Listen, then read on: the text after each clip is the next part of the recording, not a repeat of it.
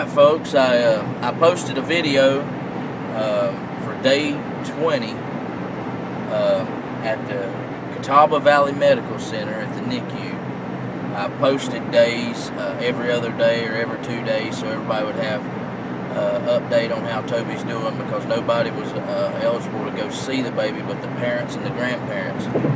We had to make a list, and we had to, everybody had to show their driver's license, and we had to scrub up from hands to elbow each time going in and going out, and they kept everything going, and that's great. That's a good deal because it's flu season, and that's all good. As you can see, we're in the van, and we're not in the van alone. Day 20 also entailed Toby getting to come home. Toby's been doing good, and we're on our way to the house. We were going to film leaving the hospital room and going to the elevator, walking down, getting in the car, the whole 9 yards, but our joy was sort of, would you say, dampened a little bit, because we had this nurse that said she had to walk us out. I have no idea exactly what that means, but I'm just thinking to myself, you know, now we have security bracelets on our children's legs when they're born so that they can't be stolen. Well, that's a great thing, because we've been at the NICU for 20 days and we are one of 2 sets of parents out of 26 to 30 children in the NICU that's parents have been there the whole time. So we've been there the whole time. Mama was there the first week without any sleep.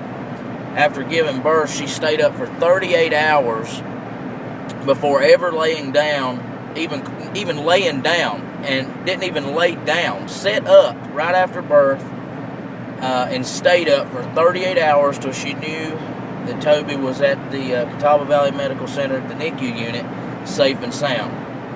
And so she's been there 16, 18 hours a day. She's been doing what mothers are supposed to do, the things that God only can give mothers the ability to do, and that's nurture a child and be able to do all the things that mothers do, and you know what I'm talking about. And she's done very well. But for some reason or another, there was other parents that never even showed up. You've got 20 to 25 other, well, 25 to 28 other babies up there on the NICU floor that parents never even come to see. And yes, so I believe that, yes, when they finally do show up to come get their child, they should be watched, because there's no telling what they'll do to a child if they've let it sit up there for 20 days plus, because our baby was doing very well considering the other things that was going on in the NICU, and I thank the good Lord above that He and He alone is the only one that took care of him and allowed him to do as well as he did. But we are so confused in this world. Why in the world would you have to watch after parents that have set up long hours and long nights and still they're dampen their joy of bringing their son home from the NICU after 20 days of no sleep to make sure that they can carry their baby downstairs, when you've got other people that don't even come by to see them?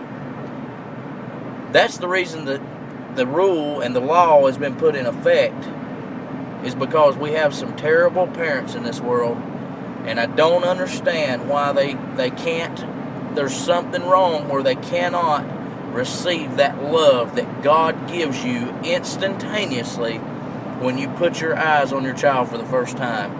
I don't see how it works. I don't see how it happens. But if you've got parents that love you, take advantage of it, because it's not very common nowadays. And as far as our visit with Catawba Valley Medical Center, NICU, we had some really good nurses. They know who they are, because we talked a lot about the Lord, and they knew what the real deal was.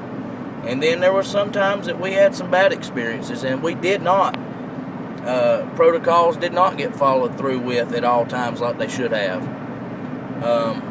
But all in all, God's in control, and we're on our way home. We'll pick up this video when we get to the house. God bless you.